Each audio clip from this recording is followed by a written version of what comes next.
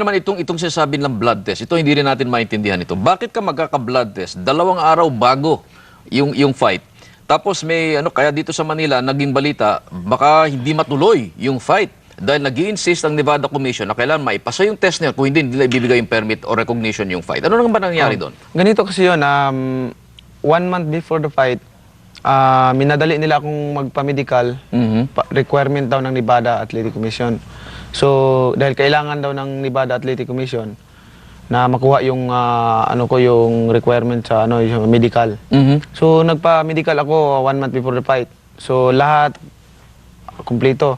Pati blood test noon? Pati blood test, kinunan ako ng dugo. Okay. Tapos, yun, wala na. Insaya na ako, training na hanggang sa fight. Ngayon, siguro, nagre-reduce na ako eh. Bukas timbangan, 2 days before the fight na lang. Bukas timbangan na, hindi na ako kumain, hindi na ako uminom ng tubig dahil sakto lang yung timbang ko. Yeah. Ngayon, biglang tumawag yung commission na kailangan daw ko alisan ako ng dugo para sa medical.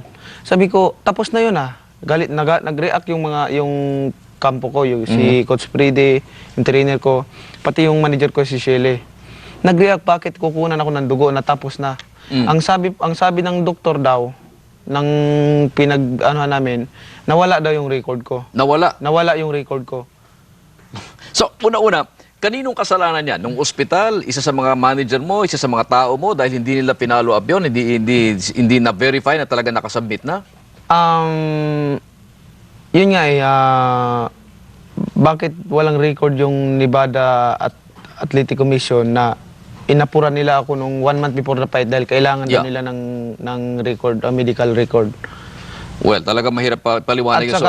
At saka bakit 2 days before the fight, saka pa nila sinabi? Pero mo, dating din sa Manila, yung mga tao mo, nagsisisihan sila. Nagtuturuan. Dapat ikaw nag-check nito, dapat ganun-ganon. Alam mo, may nakausap nga akong doktor na sa ibang hospital. Sabi niya, imposibleng mawala yung record ko na nasa computer yon. Yun Imposible daw yung mawala yung record ko. So, hindi naman kayo naghanap kung sino may kasalanan nun, yung parang ganon. Sa tingin nyo, talagang hospital ang may kasalanan?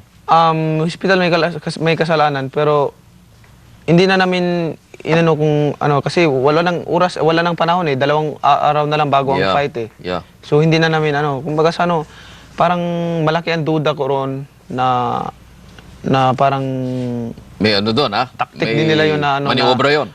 Tapos alam nyo, pagkatapos nung ginunan ako ng dugo, nahilo ako after 30 minutes, nahilo ako, sumakit yung bato ko. Ang ginawa ko, gusto kong kasi ang sabi ng doktor, pagkatapos ng kuha ng dugo sa niya, uminom ka ng maraming tubig. Hindi ako makainom ng tubig ngayon, hindi ako makakain. Ang ginawa ko, nung nahilo ako, humiga na lang ako. Humiga ako, tapos pamasaya ako. By fight time, talaga naramdaman mo yung paghihinang yon? Naramdaman ko talaga, yung mga suntok ko na tumatama kay Morales, ang pumasok sa isip ko na, pag ganito lang ang lakas na makaya ko, hindi ko mapabagsak si Morales. Alam mo, sinabi ni Morales yan pagkatapos ng fight, hindi raw niya naramdaman ang tindi ng mga suntok mo. Mas maganda ngayon dahil hindi niya alam na kulang yung... Next time, paparamdaman mo sa kanya.